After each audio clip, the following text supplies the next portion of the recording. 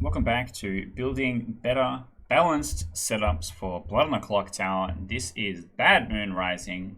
Today's letter of the day is B, and we are going to be setting up a 10 player setup. We just did a 9. No, that's not what I want to do. I want to turn that function off. This one. And we're setting up for 10 players this time. We just did a 9 before. This is what it looks like. I will reset this. And we're going to be doing a 10. So 10 is interesting. Oh, I just clicked accidentally. Okay. I'm still getting used to the online client.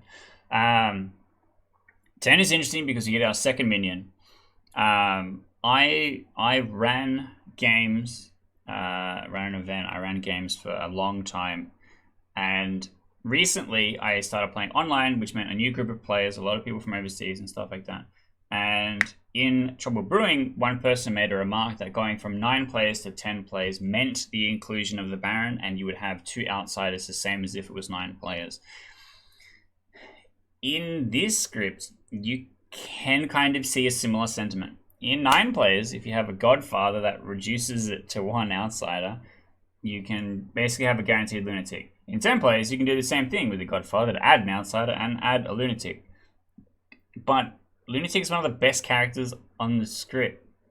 And one of the, I think the you've earned your wings moment for a storyteller is having a lunatic alive on final day and they still think that they are the demon. Like, you've managed to put everything together. The evil team has managed to really convince them that they are the demon. And that's a goal that I'm always trying to work towards when it comes to building a Bad Moon Rising setup. And then the other thing I mentioned in the last episode with Bad Moon Rising, every character falls into one of 2 categories. It either adds game time or it removes game time. So, for example, the Zombull adds game time.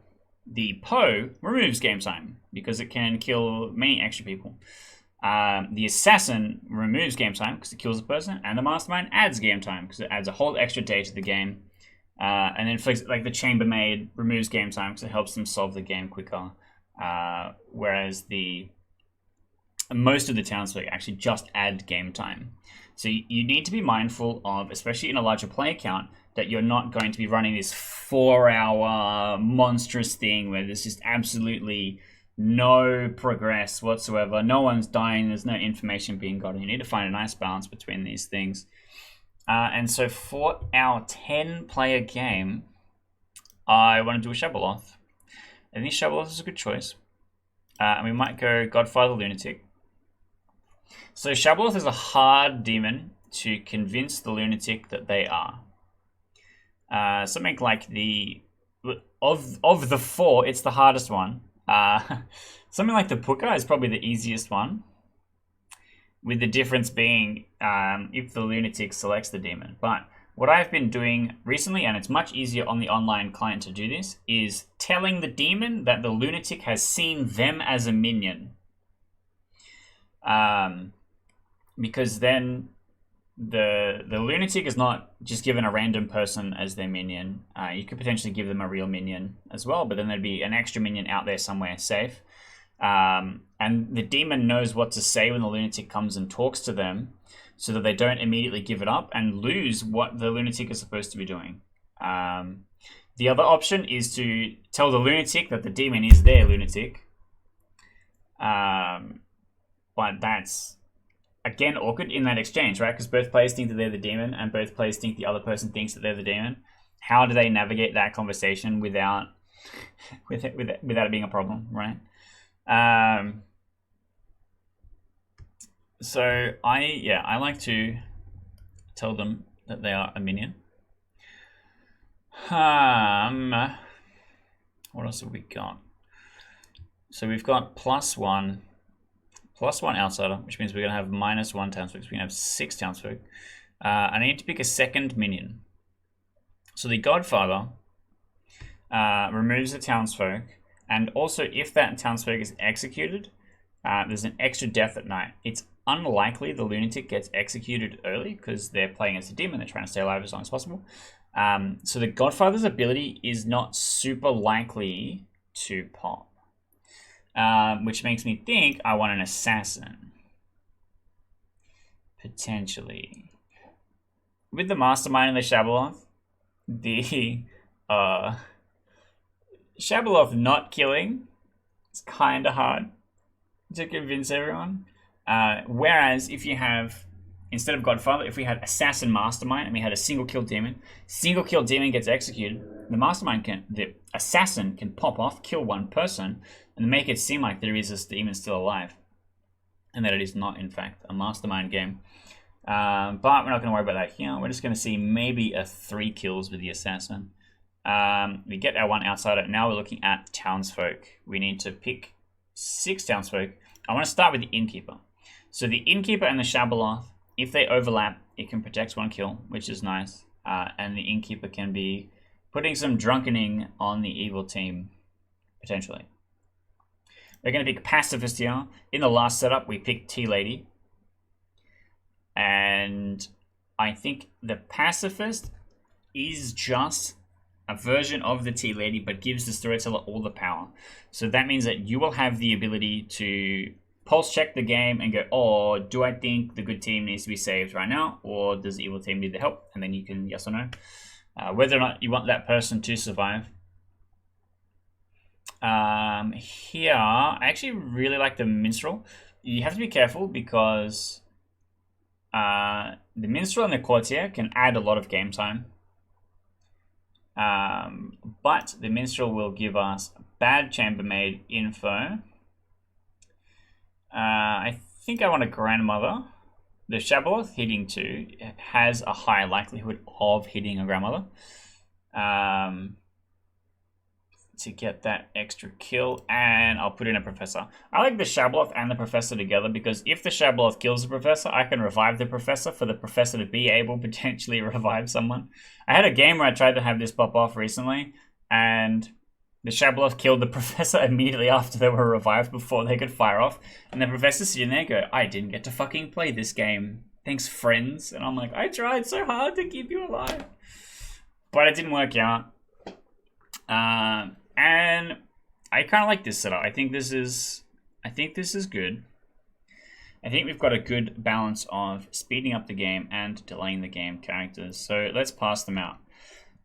This is what our town square looks like. So setup thing, we have to choose who the grandchild is going to be.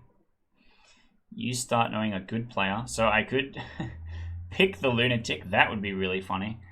In a game where there's no lunatic, and the demon is the pooker. If the pooker hits the grandmother, you can make the grandmother see the pooker as the lunatic, which is very funny to me, because that's like really detrimental to the evil team, as like an information piece, because then the demon themselves has no confidence in them actually being the demon. Is kind of funny to me. In this case, let's go around the good players, all right?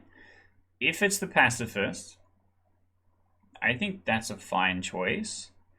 It means that you have faith in the pacifist effect rather than the DA being like, oh, it's just a DA bluffing pacifist. If it's the professor, if the grandmother dies and not the professor will always revive the grandmother because the grandmother is confirmed to them. So I don't think that's a good choice.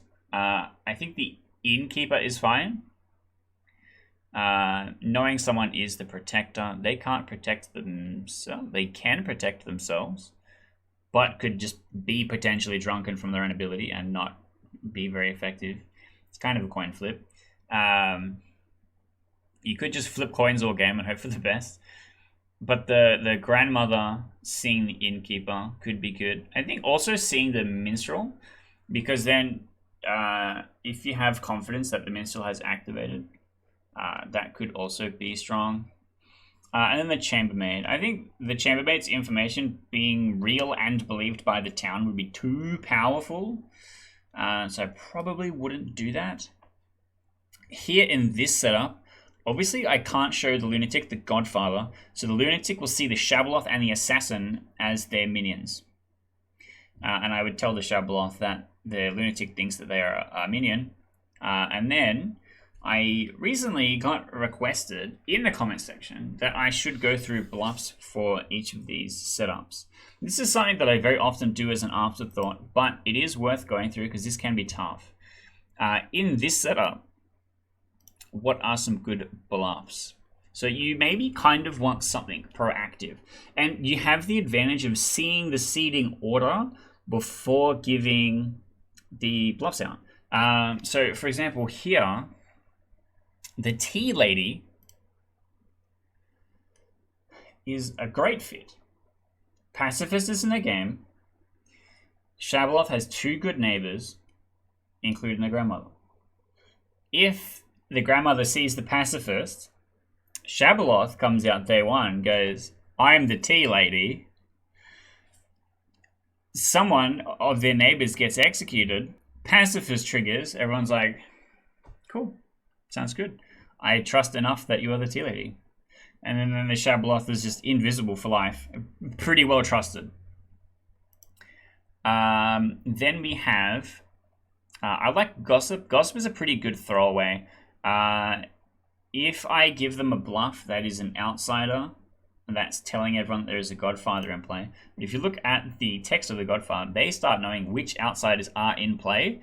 So if the Godfather wanted to bluff as an outsider, they know exactly which ones are available. So giving a bluff to the demon is information the evil team technically already has, and is not really a good choice.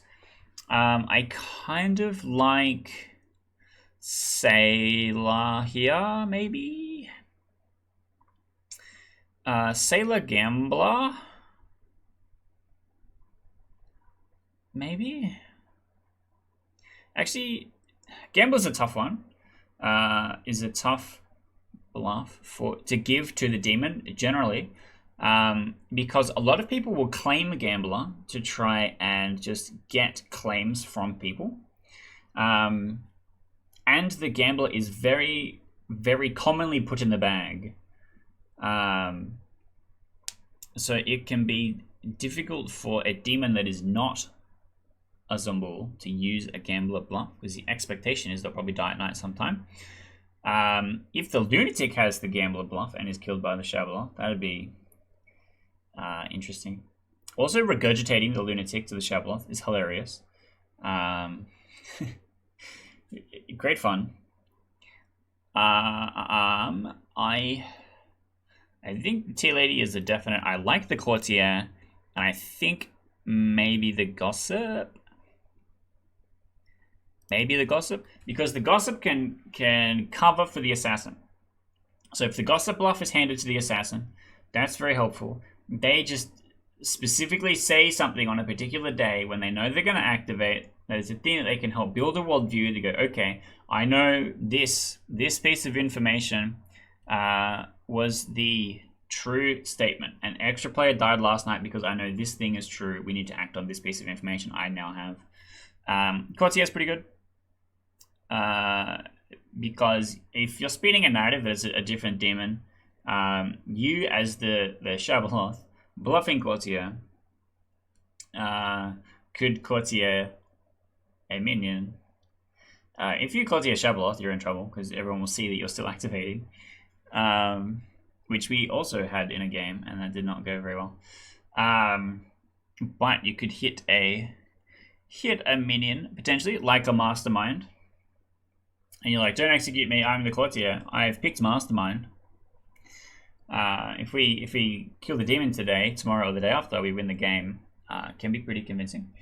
Now, the extra complicated thing with Bad Moon Rising, do I give these same bluffs to the Lunatic? Now, if you are having both players as a demon that sees the other player as a Lunatic, I would give them different bluffs. Because the Shabaloth goes to the Lunatic and goes, hi, what are you? I'm this thing. And they say, I'm the Tea Lady. The Lunatic goes, that's one of my bluffs. I know you are lying. And also, I saw you as my Lunatic. You should not be claiming one of my bluffs like off the gate. Which can kind of like give up the goose straight away. Whereas if If the Shabloth knows they are seen as a minion to the Lunatic, the Lunatic goes, hello, yes, I have these bluffs. Would you like a bluff? And you're like, yes, please. I've certainly never heard these before. Which it fits a lot nicely for me. That's why I like running it this way. But that's the setup. That's the bluffs that I've selected. Let's look at gameplay time. Shabloth speeds up the game. Pacifist Professor slow it down. Assassin Godfather can particularly speed up the game. Innkeeper Minstrel Chambermaid slows it down. So I don't have any townsfolk that speed up the game, with the exception of maybe Grandmother. But I think because of the speed at which the Shabloth activates, and depending on, because I can just choose if I want to regurgitate or not.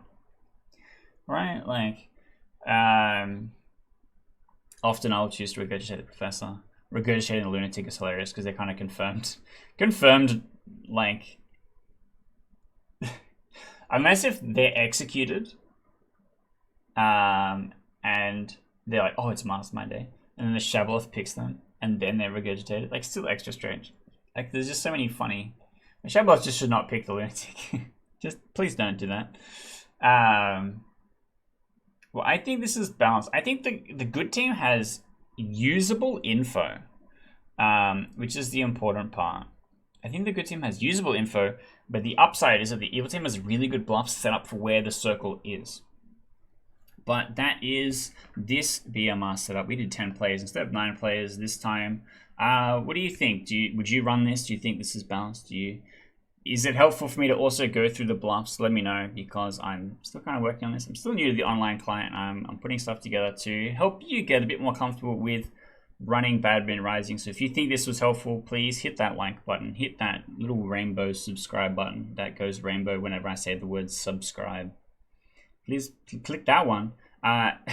And check out the Blood on the Clocktower playlist. I've got gameplay and I've got more instructional videos like this one, as well as general commentary on the game and stuff like that, which I think is worth checking out if you liked this. So hopefully you'll see me again soon.